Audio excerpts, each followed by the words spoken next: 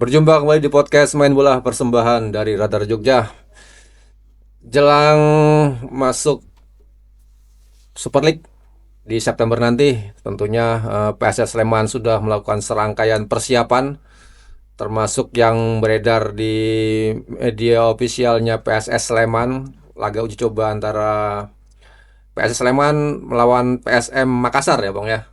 Dan bersudah dengan skor 1-1 ya. 1-1.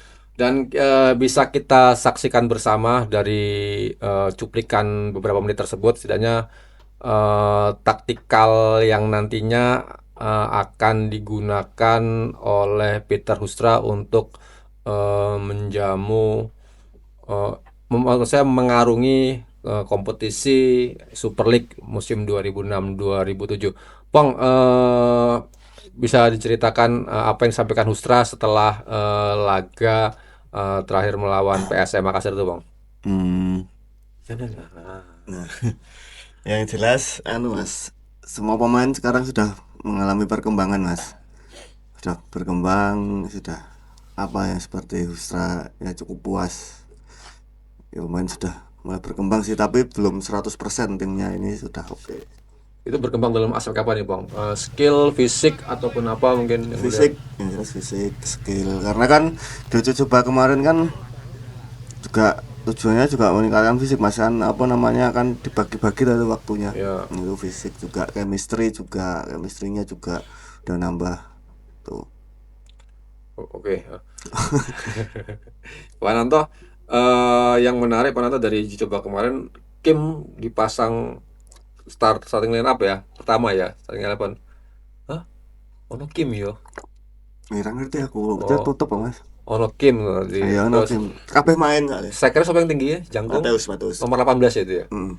Matius dan Tocantins dipasang bersamaan kayak apakah mungkin kemungkinan besar posisinya Tocantins mungkin akan berbeda, tidak menjadi ujung tombak lagi nih, Pak. Ya sebenarnya ini hanya mencari komposisi yang tepat di lini depan itu, Pak.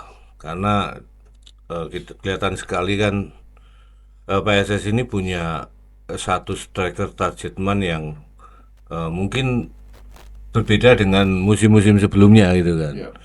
Jadi ini punya satu striker yang kuat dan ibaratnya kalau di kotak penalti dia punya keunggulan baik dari tinggi badan ataupun dari instingnya gitu kan. Dan dia butuh support yang sangat banyak juga dari lini belakangnya gitu kan. Dan tidak hanya itu, dia juga butuh tandem karena kelihatannya Fornazari ini kan tipikal strikernya ini striker yang benar-benar target man nomor 9 murni itu kan. Bukan tipikal pemain yang suka membuka ruang atau mencari ruang dengan melebar atau memberikan apa namanya space pada teman-temannya, tapi dia memang benar-benar dipatok di kotak penalti kan. Nah ini yang membuat Ustra ini mencoba-coba beberapa alternatif. Kemungkinan besar dia belum menemukan kualitas winger yang cukup bagus untuk menyuplai si Fornazari ini kan. Dan kalau Fornazari ini tidak diberikan umpan-umpan yang oke, malah dia bisa mubazir kan.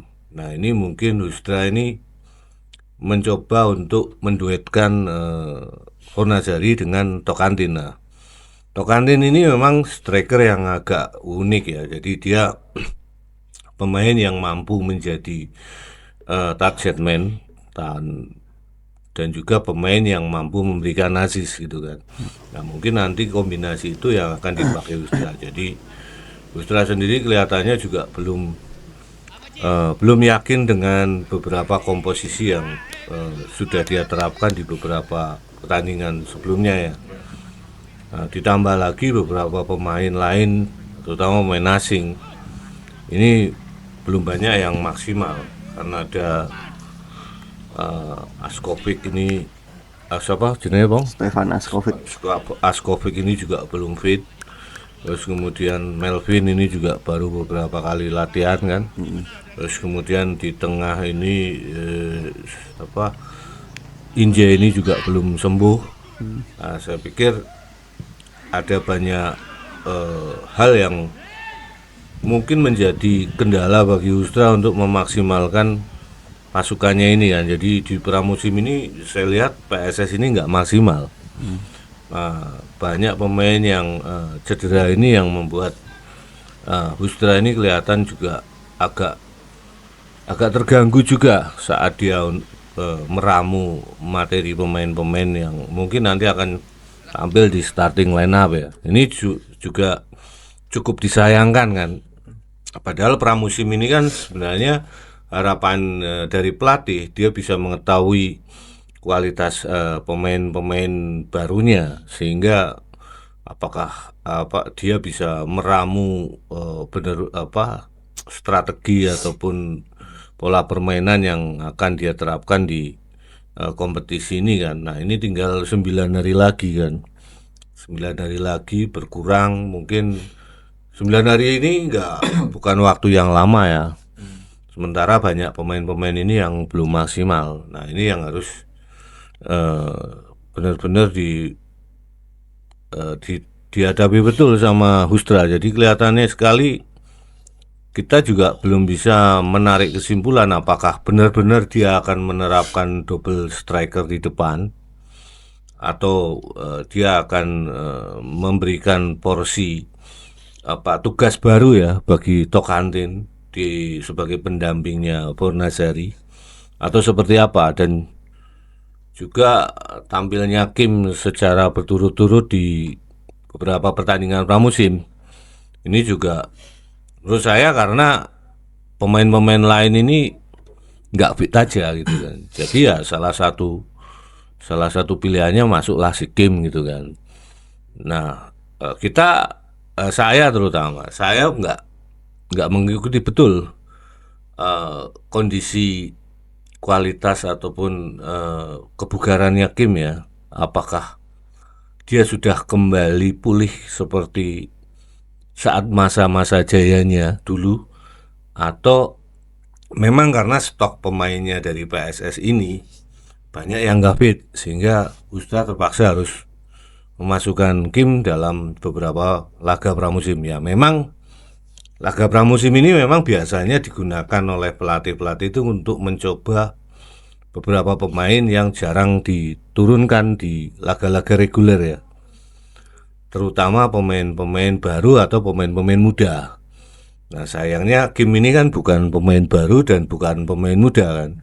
Jadi kemungkinan besar masuknya Kim di beberapa pertandingan pramusim kemarin ya karena salah satunya ada banyak pemain baru yang nggak maksimal kan. Maksudnya dalam artian bukan maksimal secara teknik, tapi masalah kebugaran ataupun kondisi fisik yang belum fit yang membuat Hustra akhirnya tidak memberikan ruang ataupun menit bermain pada pemain-pemain yang baru yang masih belum fit itu, sehingga ya dia memainkan si Kim ini kan belum tentu Kim juga nanti akan jadi pilihan pertama saat kompetisi bergulir atau laga-laga resmi ya. Ini bukan sebuah konklusi bahwasanya pemain yang main terus di pramusim nanti akan menjadi pilar utama saat PSS tampil di kompetisi yang sesungguhnya gitu kan. Dan ini sudah kerap terjadi ya kalau di klub-klub luar negeri itu pemain-pemain yang jarang main itu justru malah main terus di pramusim.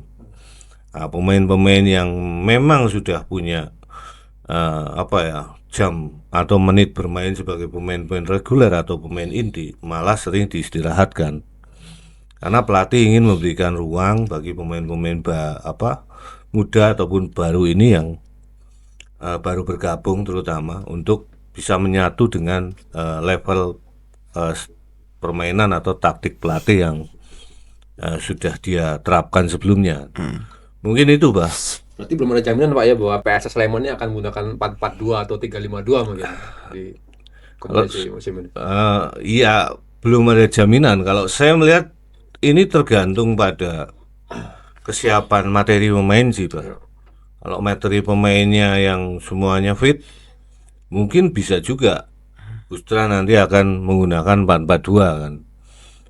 Perubahan taktik ke 4-4-2 ke 4-3-3 ini kan sebenarnya juga tidak terlalu banyak berpengaruh ya pada struktur ataupun gaya permainan dari masing-masing dari tim ini, karena 4-4-2 itu memang lebih, dalam artian gini, 4-4-2 itu tidak berarti bahwa tim ini akan lebih agresif dari 4-3-3, itu juga tidak. Justru malah 4-3-3 itu banyak orang yang mengatakan bahwa komposisinya di skema ini justru lebih ofensif dibanding 4-4-2. Kalau 4-4-2 itu justru malah lebih menitik beratkan pada keseimbangan di lini tengah dan lini belakang saja gitu kan. Karena di lini tengah kan ada 4 pemain gelandang kan. Sementara kalau di 4-3-3 di situ kan praktis hanya menggunakan 3 pemain gelandang gitu kan. Nah, ini, dan kalau bertahan 4-4-2 ini lebih enak karena apa? Pemain winger ini bisa membantu fullback kanan kiri gitu kan. Jadi di posisi wing ini akan kelihatan penuh dengan jumlah pemain sendiri gitu kan. Nah, kalau 4-3-3 ini peran fullback ini justru lah sangat berat ya. Apalagi menggunakan 3-5-2 atau 3-4-3 gitu kan. Ini jauh lebih capek peran dari fullback kanan kiri kan. Nah, saya pikir mungkin tipis-tipis saja, walaupun sudah menggunakan 4-4-2 juga enggak 4-4-2 yang sangat frontal ya. Dia tetap akan menggunakan mungkin agak sedikit apa namanya, bunglon lah antara 4-4-2 atau 4-3-3, tergantung dari kesiapan atau stok pemain yang ada aja. Nah, ini kan beberapa pemain, terutama pemain winger kayak Melvin, ini juga belum fit benar ya. Kemudian Hiromu Tanaka ini juga kita belum melihat seperti apa kualitasnya di lapangan secara langsung kan. Di pramusim dia kelihatan main, tapi kita juga bisa memberikan konklusi terhadap permainan mereka, Pak. Mungkin itu. Ya, Pong, kemarin kamu sudah liputan terakhir di Pakem ya, latihan hari Rabu. Kondisi apa Pong pada pemain-pemain PS Sleman Pong, terutama yang pemain asing yang mungkin cedera, terus kayak lagi masa pemulihan cedera ini seperti apa Pong kondisinya Pong? Udah baik semua. Sudah bisa main? Ya udah. Siapa aja mereka? Kecuali Injay, Kecuali. Hanif sama Farel. Yang lain udah sembuh mas. Dua Gira ya? Siapa? Dua Gira itu masalah kitas itu nggak cedera itu. Tapi masih belum rampung Ada kok. gitu. Ada kok, udah kok. Sudah selesai itu masalah itu. Udah selesai. Pas lawan PSM Ada main. sebelumnya main ada. Kan sebelumnya udah tak wawancara juga itu. Nah itu udah. Memang sebelum saya wawancara itu memang nggak ada di sini karena masih mengurus kitas di Singapura atau di mana itu mas. Cuman waktu itu udah selesai dan udah bisa bekerja lah, dalam tanda kutip bekerja di sini. Berarti seluruh pemain asing PSS fit ya, sudah fit ya. Insya Allah Benar-benar. fit. Kecuali Injay karena habis operasi kan. Injay sama Farel dan habis operasi, terus Hanif juga belum. Tapi kok Dustra itu mas katanya optimis sih Hanif akan sembuh dalam waktu dekat ini. Gitu.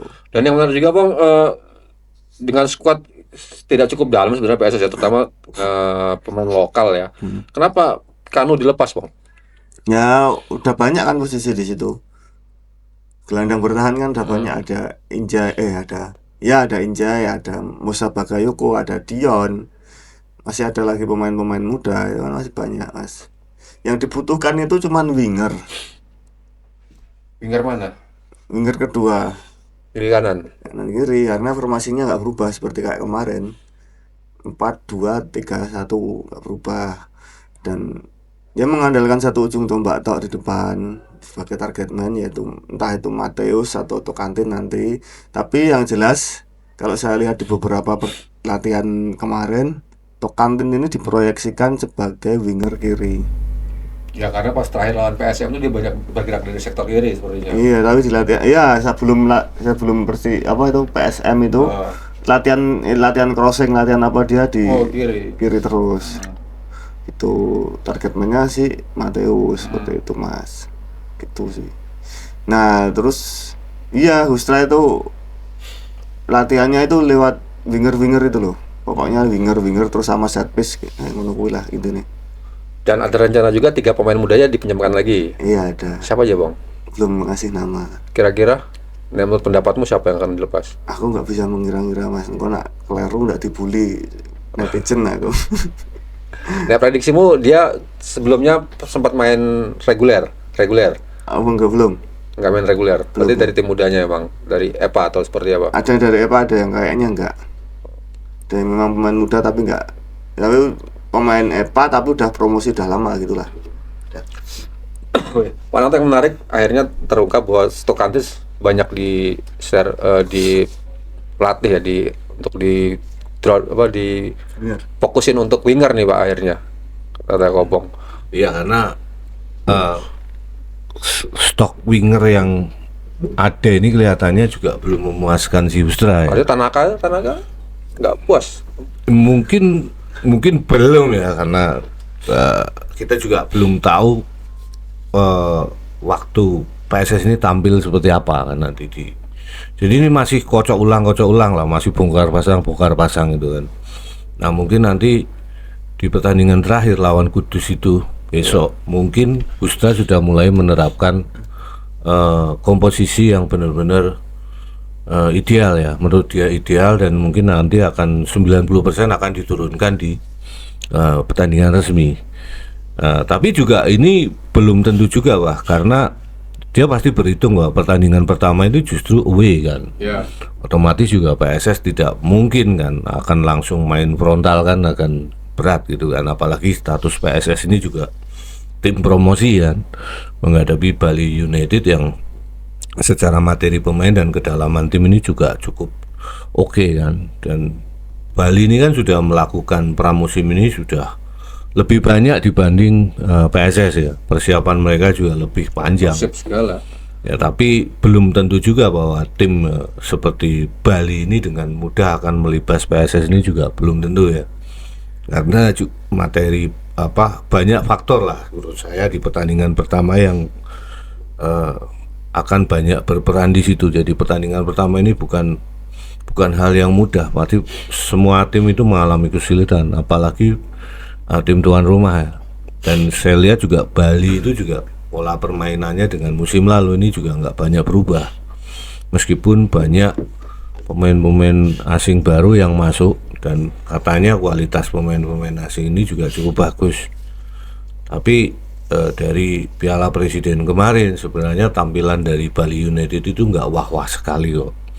Maksudnya tim ini masih banyak kekurangan, dan ini yang nanti mungkin bisa dimanfaatkan oleh PSS, karena PSS ini meskipun tim dari Liga 2 tapi mereka itu mayoritas sudah pemainnya ini, kerangka timnya itu sudah jauh terbentuk dari lama kan, dan pasti Hustra itu juga paham betul. Hanya saja mungkin nanti yang agak menyulitkan PSS ini kualitas pemain sih. Nah ini kita sudah bisa melihat kualitas pemainnya Bali kemarin tuh sudah kita lihat ya, dalam Piala Presiden. Dalam Piala Bali apa itu Dewata apa itu. Nah sementara PSS ini kan kita belum melihat secara langsung. Kemarin waktu uji coba dengan Tornado pun saya nggak melihat langsung dan nggak disiarkan juga di TV, sehingga sulit bagi kita untuk menilai sejauh mana sih kemampuan dari pemain-pemain barunya PSS ini kan. Tapi kelihatan dari beberapa pemain yang diturunkan dan gaya main dari PSS yang saat menghadapi pertandingan uji coba perdana, banyak materi-materi pemain lama ini yang masih dipertahankan Hustra kan. Dan kemungkinan besar juga gaya mainnya juga nggak akan berubah sama dengan musim lalu, hanya mungkin grade-nya aja yang dinaikkan sama Hustra. Jadi mungkin itu Pak. Ya. Dan yang menarik juga Kanu nih Pak, sepertinya kan di musim sebelumnya walaupun hanya kelas Liga 2 tidak buruk-buruk amat, tapi kenapa pertimbangan apa kira-kira Hustra melepas Kanu? Kalau ya itu jelas menjadi rahasianya manajemen ya. Cuma Akhirnya kalau kita cocok bisa menebak-nebak, ya Kanu ini kan mungkin dari sisi pengalaman, mungkin dia berpikir bahwa kalau dia bertahan di PSS dia akan sulit mendapat menit bermain. Dan sebenarnya di musim lalu juga tampil kalau dianggap tidak buruk-buruk amat, saya malah ngomong bahwa Kanu ini juga nggak bagus-bagus amat gitu kan, ya kan, ya biasa menurut saya. Dan saya agak menyayangkan ya Kanu sebagai alumnus timnas eranya Rizky Ridho dan kawan-kawan itu kan, Sadam Kahwar dan banyak Irfan Jauhari ini, dia masih kualitasnya ini nggak cepat naik gitu. Jadi ya ini saya cukup menyayangkan, maksudnya nggak bisa menyamai level kayak Rizky Ridho ataupun Witan dan sebagainya yang sebenarnya mereka sama-sama disiapkan untuk Piala Dunia Under 20 kan, yang batal itu, yang ditangani langsung oleh Sintayong ya, yang menjadi cikal bakal timnas U23 di Piala Asia kan sebenarnya. Ini yang membuat saya agak sedikit menyayangkan, karena waktu ditangani Sintayong, Kanu ini cukup bagus dia kan. Dia juga sering masuk starter waktu beberapa kali uji coba. Mungkin karena kendala cedera ya, kayak dia, Sadam, kemudian banyak beberapa alumnus dari tim itu yang mengalami cedera di usianya, sehingga dia agak sulit untuk bisa mencapai peak performa seperti saat sebelum cedera. Nah ini yang memang agak disayangkan dari pemain-pemain muda yang ada di Liga Indonesia. Mereka kadang cepat naik tapi juga kadang cepat meredup itu juga. Nah, saya pikir keputusan PSS melepas Kanu ini juga karena ada permintaan juga dari Persiku ya. Jadi Persiku ini kan kebetulan ditangani oleh siapa namanya, si Gaudi juga melihat dia butuh kedalaman, butuh punya pemain yang punya pengalaman main di Championship musim lalu. Dan Kanu itu apapun dia permainannya dia, tetap dia punya andil saat membawa PSS ini promosi. Nah ini menjadi salah satu portofolio juga bagi Kanu, bahwasanya dia menjadi bagian dari tim promosi musim lalu. Nah biasanya pemain-pemain yang menjadi bagian dari tim promosi musim lalu, meskipun dia tidak main secara reguler, itu tetap akan laris manis saat musim depan. Dan biasanya konsumennya ini ya tim-tim yang sedang berjuang di Championship atau yang tim, atau bahkan tim-tim yang mengejar promosi kan. Jadi ya pasarnya itu memang di situ. Jadi kayak Terence itu cepat larisnya itu kan. Terus kemudian kayak apa namanya, strikernya siapa? Mofu itu ya cepat laris dia, makanya dia pede aja kan. Dia nggak dipakai di PSS nggak masalah, dia pasti dapat klub kok gitu kan. Terus ya seperti itulah Pak. Saya pikir mungkin ya karena ada dua hal ya yang membuat Kanu ini memilih ke Persiku. Yang pertama karena mungkin pertimbangan menit bermain. Yang kedua memang karena mungkin ada permintaan dari Persiku sendiri kan. Karena Persiku ini kan di antara tim-tim yang di Championship, Persiku kelihatannya persiapannya juga paling akhir ya. Mereka menunjuk pelatih juga paling akhir, dan tim ini juga terkendala dengan home base-nya juga kan. Karena Stadion Werguwetan ini kan lagi direnovasi kan.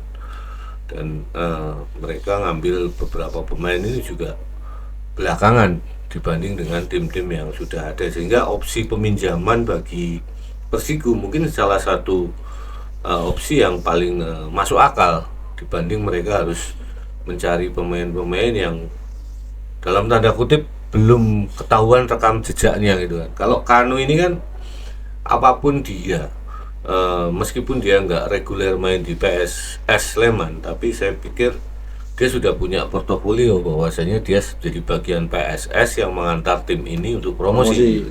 Itu aja Pak. Ya, Pong, yang menarik saya baca juga Pong, Hustra akan menekankan Sleman style nih. Wah, Sleman style. Kamu bisa mendeskripsikan apa itu Bang? Sleman style ala Hustra nih Bang. Ya kayak kemarin intinya itu. Gimana itu? Permainannya gimana? Tawon mobile.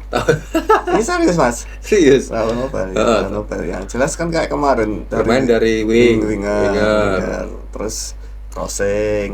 Nah, kayak gitu. Terus nanti kalau wingernya kecapean, nanti fullbacknya yang ikut bantu ke depan. Kalau fullback capean penonton ikut. Penonton ikut marah. Ya itu seperti itu sih. Yang jelas kan formasinya tidak akan berubah. Masih tidak akan berubah. 4-3-3. Enggak. Ya 4-3-3 bisa 4-2-3-1. 2-3-1. Oh, iya. Nah, seperti itu. Itu sih Mas. Maksudku yang jelas Hustra ini pengen menekankan penguasaan bola sama menyerang sih Mas. Yang jelas pengen timnya ini pengen bisa kuat dalam hal penguasaan bola sama hal menyerang. Dan itu sih yang ditekankan sih masalah set piece ya, Iya, ini menarik set piece juga memang sangat penting ya, apalagi di era sepak bola modern, bukan eranya kungfu hustle ya kan. Ini sangat penting, apalagi untuk posisi menyerang dan bertahan itu kan juga kedua-duanya kan membutuhkan set piece. Menyerang juga butuh, apalagi sekarang PSS Sleman ini mempunyai striker yang mempunyai ketajaman di kepala. Itu Fatis Fornazari. Nah itu sering diasah Mas set piece itu. Yang disiapkan siapa Bang? Algojo set piece siapa Bang? Algojo itu yang mana? Yang nendang. Oh yang nendang. Banyak gonta-ganti Mas. Pertama biasa. Yang sering nendang siapa? Winger. Riko pasti.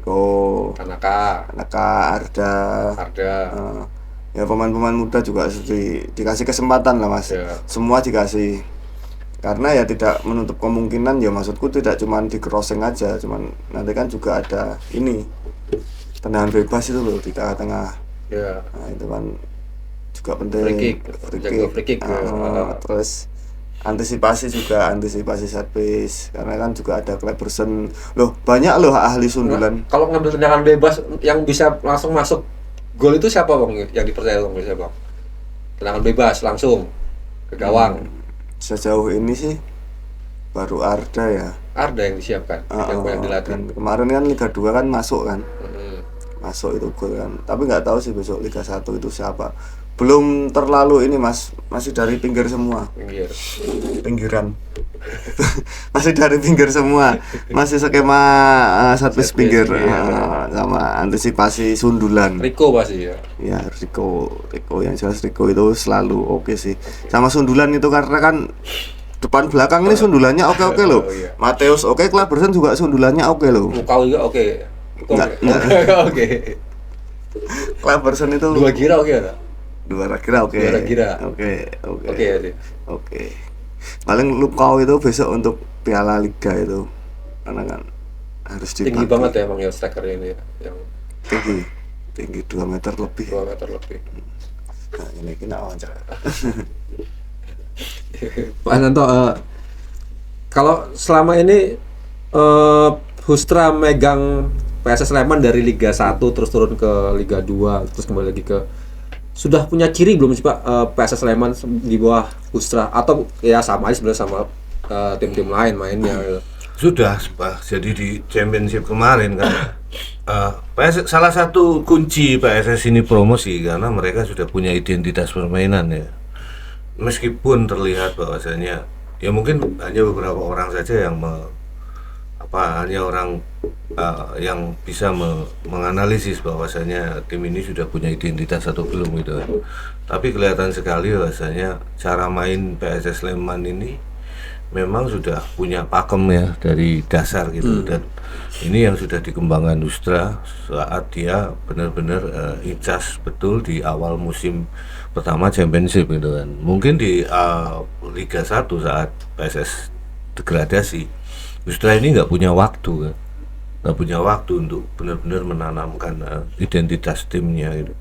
Nah, identitas timnya Hustra ini memang agak sedikit berbeda dengan identitasnya PSIM mungkin ya, yang ditanamkan Van Gastel, kemudian Bali United ataupun juga Jan Olderekering yang sama-sama dari Belanda. Nah, Hustra ini memang dia paham bahwasanya karakter pemain-pemain Indonesia ini tidak bisa dipaksa untuk menggunakan karakter khasnya Belandanya dia gitu. Jadi banyak modifikasi. Jadi Hustra ini menjadi salah satu pelatih yang cukup cukup maklum dengan kondisi kondisi kualitas pemain-pemain lokal di Indonesia ataupun pemain-pemain asing di Indonesia, sehingga dia nggak begitu memaksakan itu. Hanya saja dia menekankan bahwasanya dua hal yang penting bagi identitas pemainnya PSS Sleman. Satu, possession ball, yang kedua permainan menyerang. Intinya kan seperti itu. Jadi bagi Hustra mungkin bertahan yang terbaik itu ya salah satunya adalah dengan cara menyerang gitu kan. Nah, makanya kita sering melihat bahwa beberapa kali pemain-pemain PSS ini sering gagap ya saat mereka menghadapi tim-tim yang punya counter attack yang cepat ya.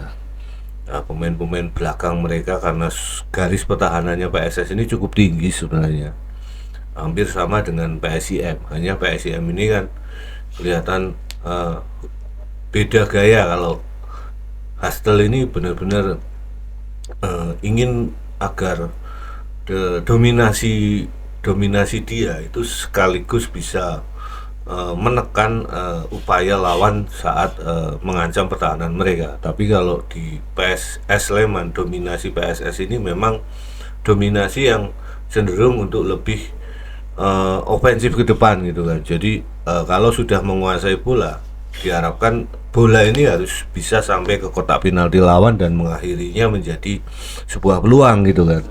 Kalau Van Gastel ini kan agak berbeda. Kalau misalnya bahwa tidak ada peluang yang cukup bagus di kotak penalti atau masuk kotak penalti, ya kembali lagi susun dari bawah lagi gitu kan. Kalau Hustra ini agak sedikit pragmatis memang dia kan. Dia lebih direct dibanding gaya ciri khasnya dari Van Gastel gitu. Nah, itu yang saya lihat di musim lalu. Meskipun memang secara kualitas identitas permainannya Hustra ini akan sangat dipengaruhi oleh kualitas ataupun kemampuan pemain-pemain PSS sendiri gitu. Nah, kita berharap dengan masuknya pemain asing ya, otomatis nanti pasti juga PSS ini akan memaksimalkan 7 pemain asing di line up kan. Otomatis dengan bekal 7 pemain asing ini, Hustra berharap kualitas identitas permainannya dia ini akan lebih menonjol dibanding saat mereka main di Championship, karena masih menggunakan 3 pemain asing kan. Kalau ini sudah menggunakan 7 pemain asing kan, berarti kan dia berharap sekali identitasnya ini akan sangat lebih menonjol lah dibanding saat dia harus main di Championship. Tapi saat diambil di Championship, gaya mainnya PSS ini berbeda. Mereka sudah punya ciri khas tersendiri. Gaya mainnya itu sangat berbeda dengan Barito gitu kan. Yang secara head to head antara PSS dan Barito kan sebenarnya satu level kan. Ya, mereka jebolan atau alumni dari Liga 1 sebelumnya kan, atau Super League sebelumnya. Nah, mereka sama-sama tim yang punya sejarah panjang di kasta tertinggi sepak bola Indonesia. Hanya saja cara mainnya Barito kemarin dengan cara mainnya PSS ini berbeda. Salah satu atau salah banyak penyebab yang membuat Barito ini gagal promosi mengikuti PSS ya karena gaya mainnya mereka yang identitas mereka yang berbeda dengan identitasnya yang punya PSS Sleman. Dan saya pikir Hustra berhasil ya, bahwasanya identitas yang dia bangun di PSS ini bisa mengantar timnya ini promosi meskipun tidak sempat menjadi juara kan, meskipun gagal di final. Tapi apakah identitas permainannya PSS ini sama dengan Garuda Yaksa yang mengalahkan mereka? Ya berbeda juga gitu kan, sangat berbeda. Dan bukan berarti identitasnya Hustra ini kemudian yang juga menggagalkan dia untuk membawa PSS juara ya. Ini faktor lain lagi kan, karena yang diincar awal itu kan pasti promosi dulu kan. Nah, setelah final ya hanya seremoni aja lah sekaligus ya, iseng-iseng berhadiah lah. Kalau dapat juaranya kan ya tambah seneng, kalau enggak ya enggak apa-apa, toh sudah lolos gitu kan, sudah promosi sebagai target atau goal utama. Saya pikir itu lah.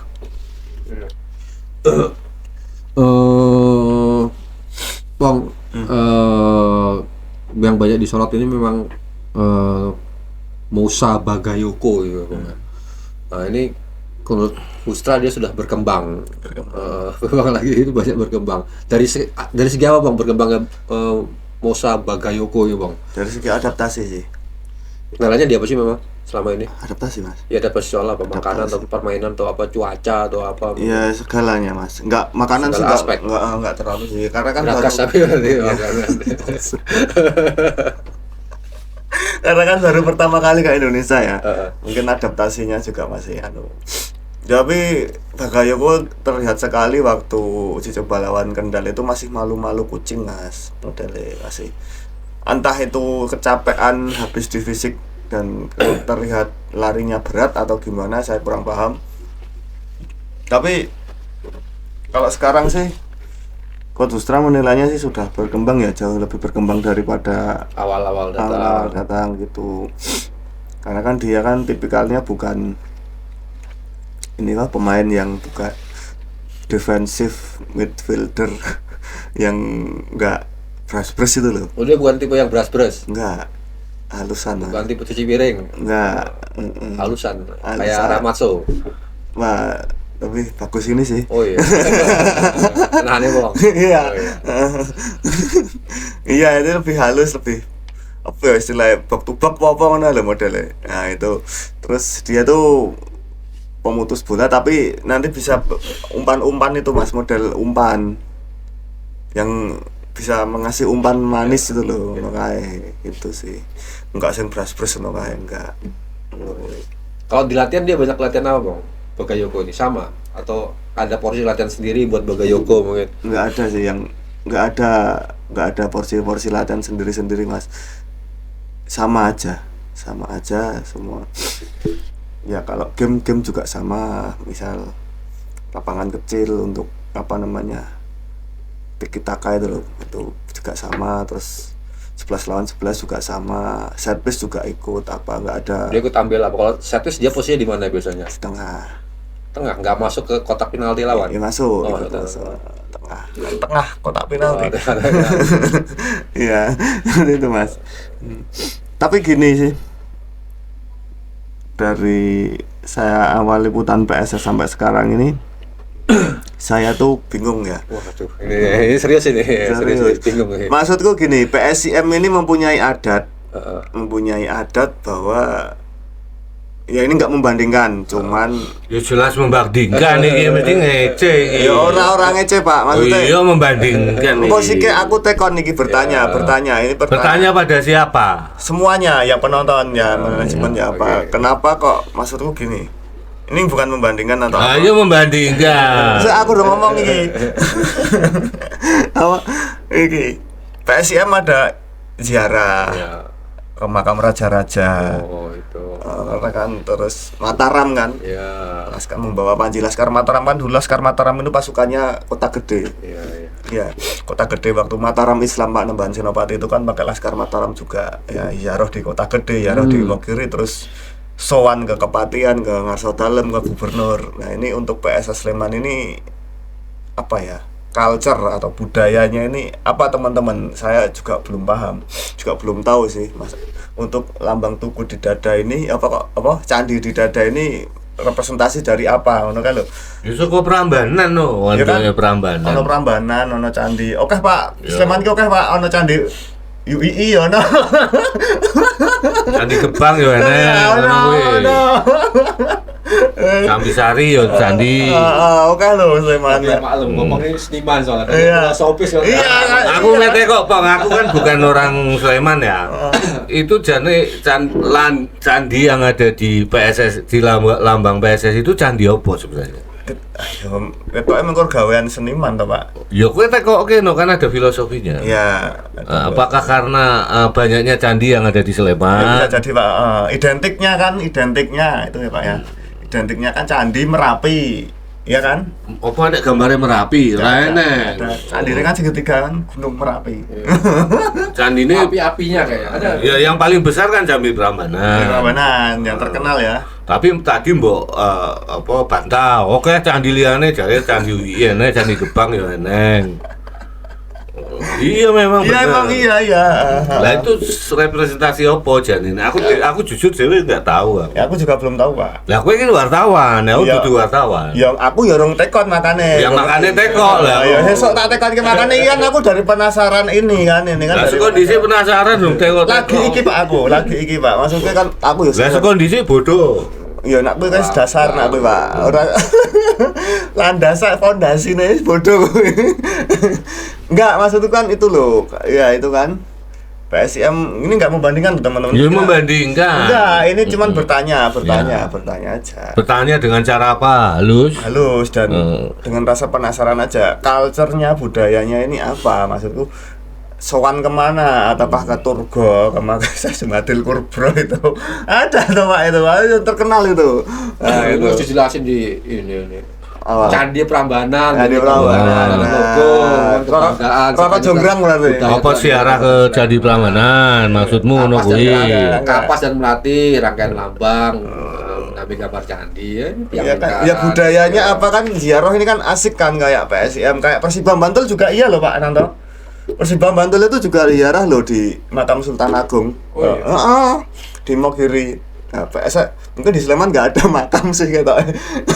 Oh ngece. Ya ora ono makam sing raja ora ono. Ya ada. Candi Mboko, Ratu Mboko. Gitu.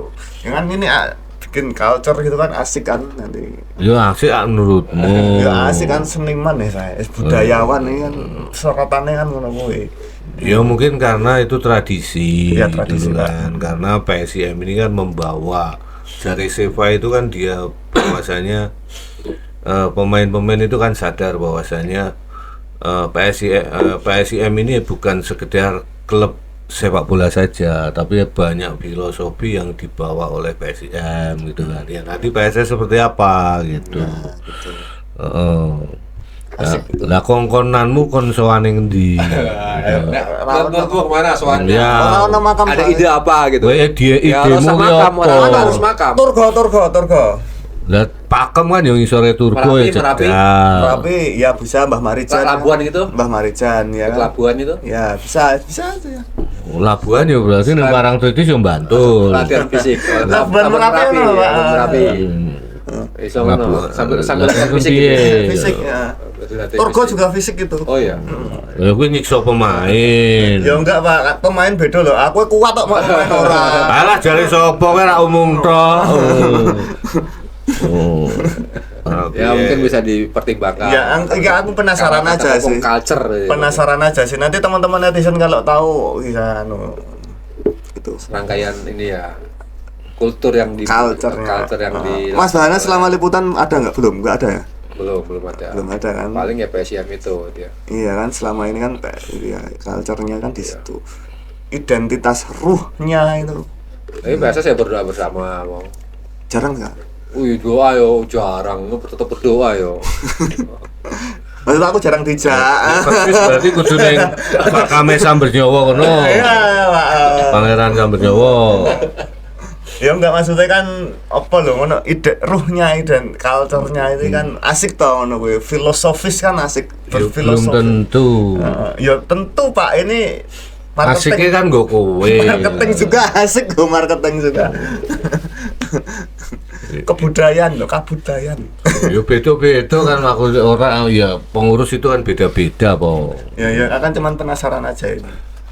Padune kowe iki pengen soalnya ora iso melu siaran ning PSIM dia gak liputan PSIM. Ora lek kuwi. Ah ngopo pengen kuwi? Maksudnya mengkur tekon wae, Aku biasa wae mengkur tekon. Apa to ngono kuwi? Kan asik to ketika PSS ini mempunyai culture ngono kae kan asik. Silakan Mas Yoni. Ya, kan asik ngono kuwi. Ora le pengen apa ora. Mungkin bisa diakomodir kan. Ya, kan asik juga kan mempunyai identitas kan. Ya mungkin ngopo lah, ada ritual apa ngono kae lho. Ya nggak harus ritual sih, nggak harus Ngubah ritual. beteng. Nggak harus ritual sih, cuman Prambanan. budayanya tuh apa, misal gawe apa ngono kan lho. Nah, misal dikemas secara modern atau apa kan bisa. Yo, engko kowe entuk anu ning kono nyanyi kuwi. Bisa. MC-ne kowe. Proyek. Proyek. Apa iki, wis payah. Bang, yang menarik juga Sabtu ya Bang, PSS akan melawan Persiku Kudus. Persiku Kahudi. Apa alasan memilih Kudus Bang? Ini nggak ada alasan mas. Karena Kudus ada di Jogja. Iya, dan home base-nya kan besok di SSA. Iya. Heeh. SSA Mese engko ning Meguwo itu. Enggak. Meguwo Sanggrahan lho itu. Oh ya Meguwo Stadion. Oh, bukan, Meguwo itu luas. Iya, Sanggrahan Meguwo itu luas. Sementara latihannya memang di situ sekarang. Di Sanggrahan. Iya, di tempat biasa. Di tempatnya Gaudi. Apa isi buka tuh, Bang? Masih kan, ya, tapi besok akan pindah sih kata Kaudi Pak. Kemana? Belum tahu, besok akan diinfo kalau latihan mbok aku ditilik bro ya siap aku besok tak info ngono kuwi ya. Kon latihan yang Bantul lah yang cedak. Cedak omahku 8 mile. Wah?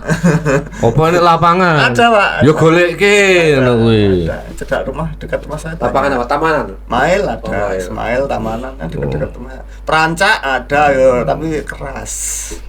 Ya golekke sing apik ngono kuwi lho. Kamu sebagai tuan rumah dan temennya Kahudi. Bisa diinformasikan tuh Bang, Kudus Bang. Apa? Ya diberitain kan banyak juga baca Iya, Kudus itu. iya besok Kahudi, Jawa Tengah. Kahudi mau nginfo saya kalau latihan-latihan itu katanya pengen disambangi teman-teman wartawan. Besok mau ditelik-telik bro, siap coach aku yang ngono.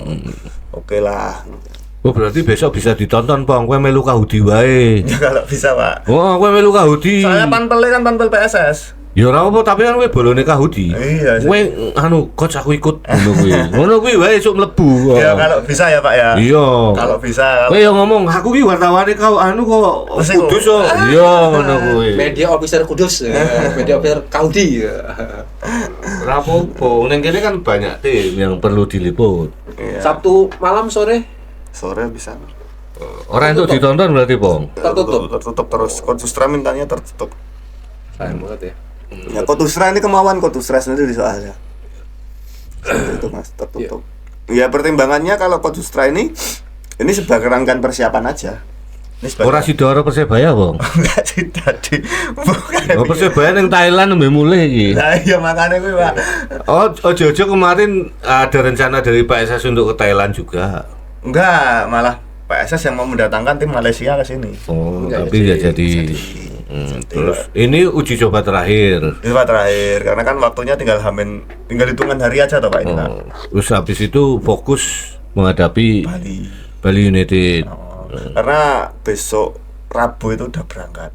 Rabu besok, Minggu depan. minggu depan. Minggu depan itu tanggal berapa? Tanggal 2 kan? Ya berarti 1 minggu lagi. Iya. Ya 6 hari lagi lah karena ini hari Kamis toh. Iya. Rabu kemungkinan akan bertolak ke Bali teman. Mainnya dari Jumat. Tanggal 4. Tanggal 4 itu Jumat ya? Jumat.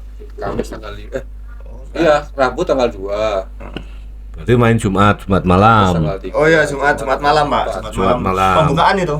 Iya, aku sudah tahu. Jumat malam main. Dan PSS itu punya rekor yang bagus. Lawan Bali ya? Ya, jadi dulu tahun 2023 kalau nggak salah atau sebelumnya ya, itu juga jadi partai pembuka kalau nggak salah antara Bali United dan PSS Sleman, dan PSS menang 1-0. Kalau nggak salah 1-0. Golnya yang ngegolkan Cawor. Gitu. Jadi ini juga bukan sebuah partai yang cukup mengerikan lah bagi PSS. Masih ada peluang karena PSS punya memori yang manis di Bali United untuk pertandingan pertama itu. Ini pertandingan pertama mungkin ya, kalau saya nggak salah gitu kan. Nah, coba nanti dicek lagi. Tapi yang jelas rekornya cukup bagus menghadapi Bali United gitu. Nah ini head to headnya juga cukup oke lah kalau untuk PSS Sleman gitu. Itu Bang. Kalau pandangan Pak Nanto sendiri, kalau kita bandingkan dengan tim-tim papan atas, setelah mereka melakukan uji coba yang cukup wah lah, dan tim-tim Jogja kayak PSS dan PSIM ya banyak bertanding dengan tim lokalan, bertanding dengan tim yang TC di sini. Gimana nih Pak, secara keseluruhan persiapan dari PSS dulu lah?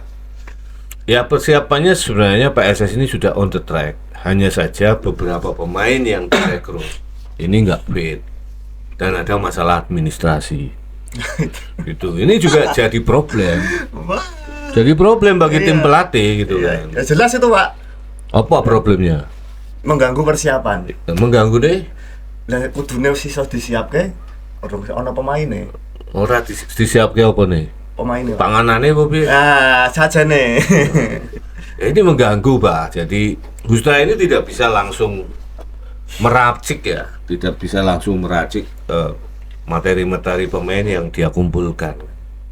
Jadi kemarin di pertandingan pertama lawan Tornado dia juga masih banyak menggunakan kerangka pemain-pemain lama kan. Pemain-pemain baru yang diturunkan kan baru Fornazari, Hiromu Tanaka, Bagayoko, kemudian Pedro Kipre ya. Udah itu aja ya mungkin ya Bang. Melvin juga belum fit waktu itu kan. Untung masih sudah bisa main si Dimas Derajat. Hanif ini juga belum fit gitu kan. Padahal Hanif ini menjadi salah satu pemain yang diandalkan di lini tengah kan. Dari sisi pengalaman dan ya mungkin pengalamannya dia karena PSS ini nggak punya pemain tengah yang punya pengalaman kayak Hanif ini, nggak ada gitu kan. Dan saya pikir mungkin ini nggak dialami oleh tim-tim lain ya. Ya, tapi problem tim lain juga saya pikir mempunyai kendala-kendala yang hampir sama lah dengan PSS meskipun aspeknya berbeda. Kayak mungkin Persijap Jepara gitu. Contoh lah, kita jangan lihat yang atas-atas, jangan lihat kayak Persib Bandung, kayak Persija, Bali gitu kan. Kita coba lihat yang satu area lah, kita lihat Jepara itu mereka juga terlambat kan memulai pembentukan tim, rekrutmennya juga terlambat, banyak pemain-pemain yang lepas gitu kan. Bahkan supporternya itu juga sempat mempertanyakan ini niat melu kompetisi pora gitu loh. Bahkan ada isu katanya mau pindah, mau dijual dan sebagainya. Ini juga problem juga bagi Persijap Jepara. Terus kemudian PSM Makassar itu juga mereka juga awal-awal kesulitan untuk mencari pelatih kan selepas kemarin memberhentikan pelatih, kemudian sekarang meng-hire pelatih lagi yang lama gitu, kemudian juga mengumpulkan pemain-pemain dan banyak pemain-pemain mereka itu juga yang eksodus ya, ikut Bernardo Tavares gitu kan. Terus kemudian Persija juga sama kan, Persija ini juga sama, jadi mengumpulkan pemain-pemainnya ini juga agak telat gitu kan. Jadi beberapa pemain baru Persija ini kan terlambat gabung. Nah, kemudian juga mereka harus disibukkan dengan turnamen pramusim yang bertitel Piala Presiden kemarin kan. Sebenarnya itu bagi tim yang sedang menjalani pramusim itu kurang ideal sebenarnya turnamen seperti itu. Karena ya mungkin tajuknya ini tajuk Piala turnamen pramusim ya, pemanasan, tapi kalau sudah mempertemukan tim-tim yang punya rivalitas tinggi, ini nggak lagi itu sebagai tim turnamen pramusim. Apalagi tim-tim ini kan membawa nama besar dan supporter besar mereka juga. Pasti juga muncul tuntutan di situ lah. Nah ini yang membuat dilematis tim-tim ini sebenarnya. Nah kemudian sebenarnya ya problemnya PSS itu karena materi pemain barunya ini banyak yang nggak fit aja Pak. Itu saja sebenarnya, nggak ada problem yang lain kan, finansial juga nggak ada, ada isu-isu masalah infrastruktur juga nggak ada gitu kan. Beda dengan PSIM kan, PSIM ini masih terkendala dengan masalah infrastruktur toh. Mereka harus memperbaiki dulu, menstandarisasi stadion home mereka kan. Dan ini yang juga membuat mereka itu juga harus berpikir keras. Pikirannya itu jadi bercabang antara ngurusi teknis dan non teknis jadi PSM ini kan. Kalau untuk levelnya PSS saya pikir problemnya nggak terlalu banyak. Ya kita sebenarnya lebih bersyukur karena dia nggak menghadapi problem yang dihadapi oleh Van Gastel gitu kan. Manajemennya masih ngurusi apa namanya stadion, sementara PSS stadionnya itu sudah ready gitu kan. Nah, sebenarnya kalau dibilang bahwa PSS ini persiapannya bermasalah, ya enggak juga sih bahkan tim-tim lain juga banyak yang menghadapi hal-hal yang sama ya, malah lebih berat lah. Ya seperti tadi Persija, PSIM, kemudian juga ada beberapa tim lain yang banyak pemain-pemainnya juga hengkang gitu kan, yang mereka harus mungkin merombak 50% timnya. Mungkin juga banyak kayak Persib Bandung contohnya. Persib ini juga punya problem misalnya banyak karena mereka punya pemain yang berlebih ya, jadi mereka harus melepas beberapa pemainnya yang musim lalu punya kontribusi. Dan problem terkait home base mereka juga menghantui Persib. Jadi GBLA ini kan sekarang direnovasi kan, maksudnya diperbaiki rumputnya, sehingga mereka harus pindah home ke Jalakarupa, dan mereka juga menghadapi problem dengan banyaknya pemain-pemain mereka yang main di timnas kemarin. Mereka harus turun di Piala Presiden, kemudian mereka harus menghadapi turnamen Piala Presiden juga yang cukup keras kan persaingannya. Terus ya Borneo ini juga problemnya juga banyak juga Borneo ini juga kehilangan pelatih, kehilangan pemain andalannya gitu kan, kehilangan uang. Peralta ini yang membuat tim-tim ini juga punya problem tersendiri kan. Tapi kadarnya dan aspek problemnya ini memang nggak sama. Ya, mungkin yang sedikit smooth kan kayak Persebaya dari musim lalu sudah mulai kan mendatangkan pemain, dan pemain-pemain barunya ini juga kelihatannya juga cukup nyetel, dan kemarin mereka dapat Piala Presiden. Ini juga booster yang cukup oke bagi motivasi pemain-pemain dan manajemen Persebaya. Jadi problem dari setiap tim ini memang punya yang sama lah, maksudnya mereka ada problem semua, tinggal bagaimana tim-tim ini mengatasi itu. Problemnya PSS satu lah, yaitu kembali lagi hanya pemain-pemain barunya ini nggak fit aja, dan sehingga banyak supporter yang mempertanyakan kenapa kok pemain yang cedera ini direkrut, ini ada apa gitu kan. Akhirnya muncul kecurigaan ini. Ya itu saja sebenarnya problemnya. Sepanjang ini bisa diatasi oleh manajemen dan nanti di pertandingan pertama PSS ini juga tampil bagus, saya pikir kritik-kritik itu juga akan hilang dengan sendirinya. Mungkin itu Pak. Ya, Bang, kamu yang banyak menyaksikan latihan PSS Sleman, prediksimu akan seperti apa nih, Bang? Kira-kira PS Sleman menjalani putaran pertama di awal-awal kompetisi, Bang. Apakah akan smooth atau akan ada tantangan yang berat? Kamu objektif aja, Bang. Katanya kamu PS berat ini nih, bakal ini nih. Semut Terang-terang. Semut. Dia masih bisa bersaing sih, masih bisa bersaing, tapi cuma semut perjuangannya. Ya gitu Mas. Semut. Ya masih bisa bersaing Mas. Kalau asingnya bisa tampil maksimal semua, saya kira masih bisa bersaing sih. Seperti itu. Ya udah.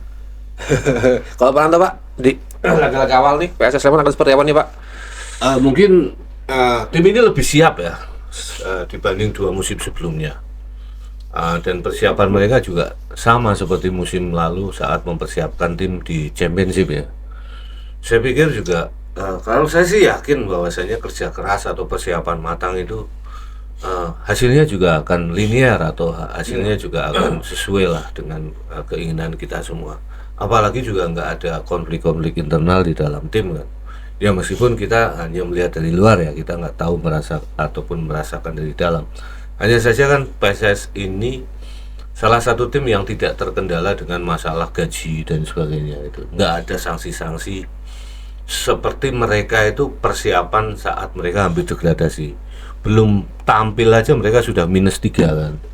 Nah ini yang membuat persiapan tim kan jadi agak lebih sulit kan. Nah sekarang problem-problem itu nggak ada, dan saya berharap nanti PSS ini akan tampil mengejutkan lah, karena saya berharap betul menjadi mereka punya punya marwah, bahwasanya mereka bisa menjaga, mengembalikan marwah mereka saat mereka menjadi tim yang sulit dikalahkan, meskipun tim ini juga nggak dijagokan sebagai juara ya sih setiap musim, tapi PSS itu punya karakter bahwa tim ini bisa menjaga konsistensi mereka dan bertahan di Superliga, karena persiapannya sekarang lebih baik lah kalau saya melihat dibanding 2 musim sebelumnya. Mungkin itu Pak. Ya. Kalau 2 musim sebelumnya sih memang iya Pak, itu pelatihnya juga sekarang lebih baik dari waktu degradasi itu. Ya, berarti kan ada perbaikan kan, ada maksudnya adalah ada perubahan pola pikir dari manajemennya gitu kan. Jadi manajemennya ini sekarang juga smooth kan. Maksudnya kelihatan sekali tim manajemen ini benar-benar paham bagaimana menyiapkan tim sepak bola untuk menghadapi kompetisi Superliga. Betul. Jadi nggak sama seperti yang 2 musim lalu kan. Ya, betul. Pelatih juga masih tarik ulur gitu kan. Pelatihnya bolak-balik ganti, akhirnya ganti di tengah jalan dan sebagainya. Mungkin ya seperti akhir musim lalu kan, saya pernah ngomong bahwasanya kalau PSS ini sebenarnya sudah persiapannya itu sudah 40-50%, karena PSS ini sudah punya pelatih duluan gitu kan, Peter Wustra. Dan Peter Wustra ini kalau misalnya nggak diperpanjang PSS, itu banyak tim lain yang siap menampungnya.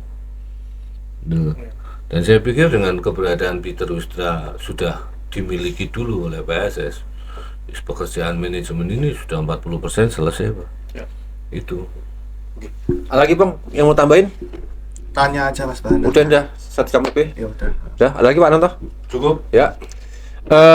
Itu dulu ya podcast kita untuk hari ini, bahas soal PSS Sleman, dan kita berharap di laga perdana melawan Bali United Memori 2023 bisa terulang, PSS bisa setidaknya bisa mencuri poin atau mengambil poin penuh nanti di Bali. Sekian podcast hari ini, sampai jumpa di podcast selanjutnya. Assalamualaikum warahmatullahi wabarakatuh. Waalaikumsalam warahmatullahi wabarakatuh.